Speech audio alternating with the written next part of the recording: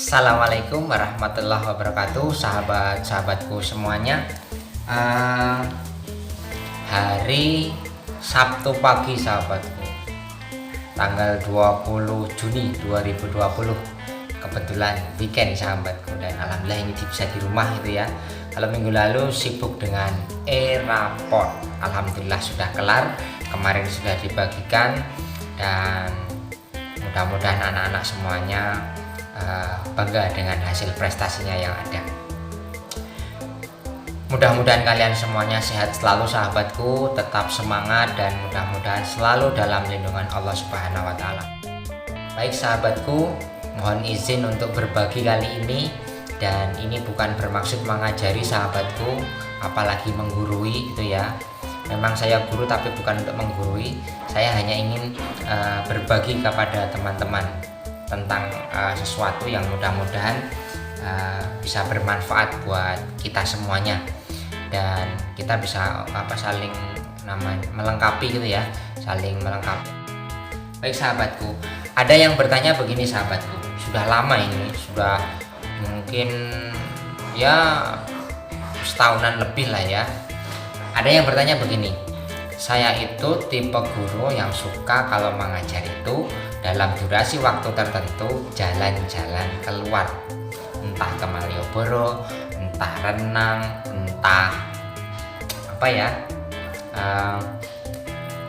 hanya jalan muter sekolahan gitu, atau ya pokoknya jalan-jalan gitu ya. Nah, ada yang bertanya begini, Pak, kapan belajarnya kalau hanya jalan-jalan? Pantas nilai ujiannya rendah, tidak akan bersaing, dan di kelas 6 itu akan susah atau akan sulit, karena kebetulan saya kelas 5. Begini, sahabatku, ada dua hal yang ingin saya sampaikan.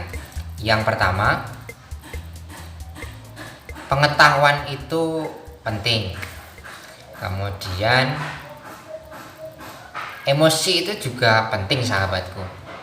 Nah, kaitannya antara pengetahuan sama emosi itu di tengah-tengahnya itu ada satu hal yang bisa menjembatani kedua-duanya agar yang pengetahuan dan emosi ini menjadi satu. Apa itu, sahabatku? Yaitu kecerdasan naturalis, sahabatku. Kecerdasan naturalis. Apa itu kecerdasan naturalis? Sahabat-sahabatku, sekali lagi ini bukan untuk menggurui, dan ini juga bukan untuk mengajari gitu ya. Ini hanya berbagi. Kecerdasan naturalis itu identik dengan seorang siswa atau kita itu kenal dengan lingkungan tempat kita belajar, kenal dengan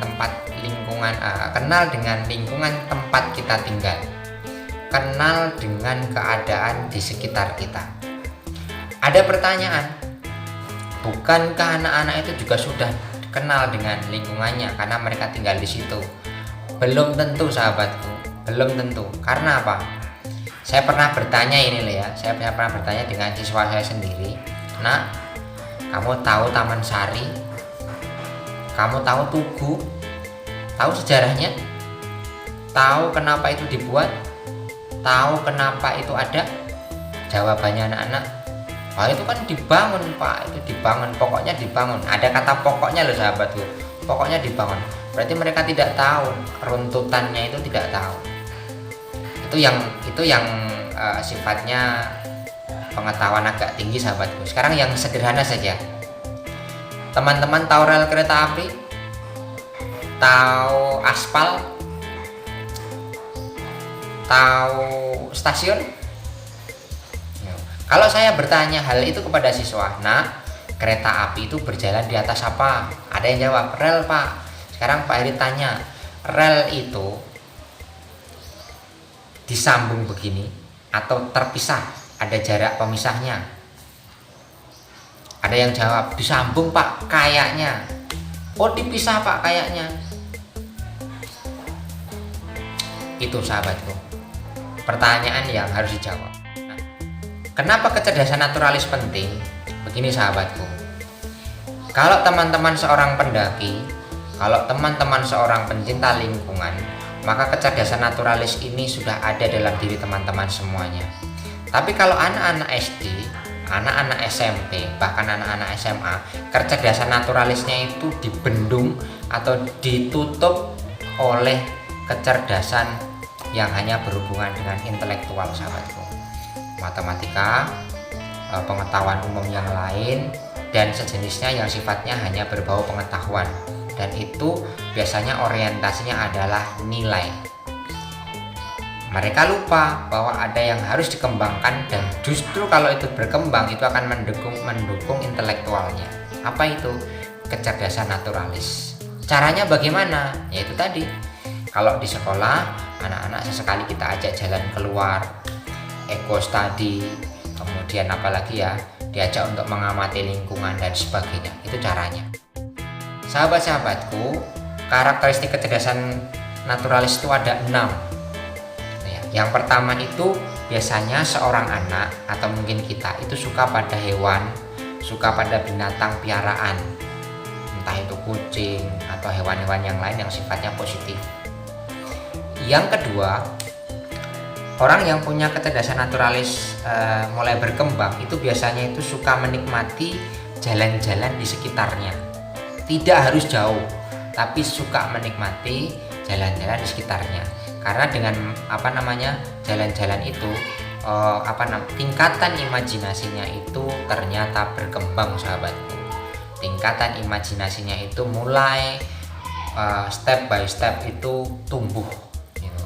Kemudian yang ketiga, dia akan suka berkebun, dan bahkan mohon maaf itu biasanya identik dengan pencinta lingkungan, sahabatku. Ada sampah sedikit dibuang, kemudian ada tanaman layu disiram, itu karakteristiknya, sahabatku. Yang keempat, sahabatku, itu biasanya mereka suka menghabiskan waktu di dekat tempat-tempat yang tenang, akuarium, kemudian benda alam di sekitarnya. Taman gitu ya. Kalau orang suka ke taman, berarti itu kecerdasan naturalisnya itu mulai muncul, sahabatku. Walaupun ya tidak identik selalu demikian, tapi memang itu sudah menjadi ciri khasnya begitu. Kemudian yang kelima itu adalah mereka suka membawa hal-hal yang sifatnya itu unik, serangga, tapi yang tidak berbahaya ya dalam arti untuk pengetahuannya. Kemudian bunga dan benda alam lain, batu-batu unik kalau mereka ke pantai misalnya, begitu. Mereka suka begitu, sahabatku. Kemudian yang terakhir adalah mereka akan berprestasi dalam pengetahuan yang bersifat eksak atau mata pelajaran eksak, IPA, biologi, bahkan yang ada hubungannya dengan lingkungan hidup. Tapi tidak tertutup kemungkinan matematika, bahasa, dan yang lain juga berkembang karena imajinasinya tadi itu, sahabatku, yang mulai berkembang. Itu, sahabat. Jadi kalau ada yang bertanya, Pak, kenapa saya sering diajak keluar jalan-jalan daripada belajar matematika di dalam? Jawabannya supaya kecerdasan naturalisnya berkembang dulu. Kalau sudah berkembang, matematika, IPA, bahasa itu gampang untuk dipelajari karena imajinasinya kita sudah jalan. Bahasa itu mempelajari sesuatu tentang iklan, katakanlah. Kalau kita tidak jalan dulu tahu iklan itu kayak apa, atau itu loh di di tepi jalan ada pamflet dan sebagainya, kita nggak tahu. Maka kita kembangkan dulu kecerdasan naturalisnya, sahabatku.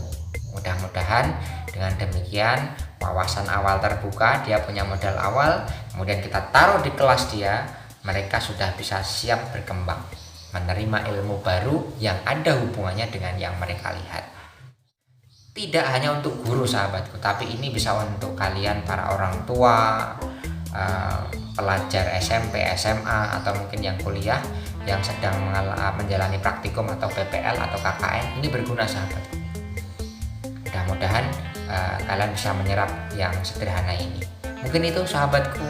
Jika ada pertanyaan yang mudah, alhamdulillah akan saya jawab. Tapi kalau pertanyaan yang sulit, saya akan baca buku lagi, sahabatku. Gitu ya, sahabatku. Salam sehat selalu untuk kalian semuanya. Saya berdoa buat kalian semuanya, mudah-mudahan selalu dalam lindungan Allah Subhanahu wa taala. Mudah-mudahan yang singkat bermanfaat. Assalamualaikum warahmatullahi wabarakatuh. See you.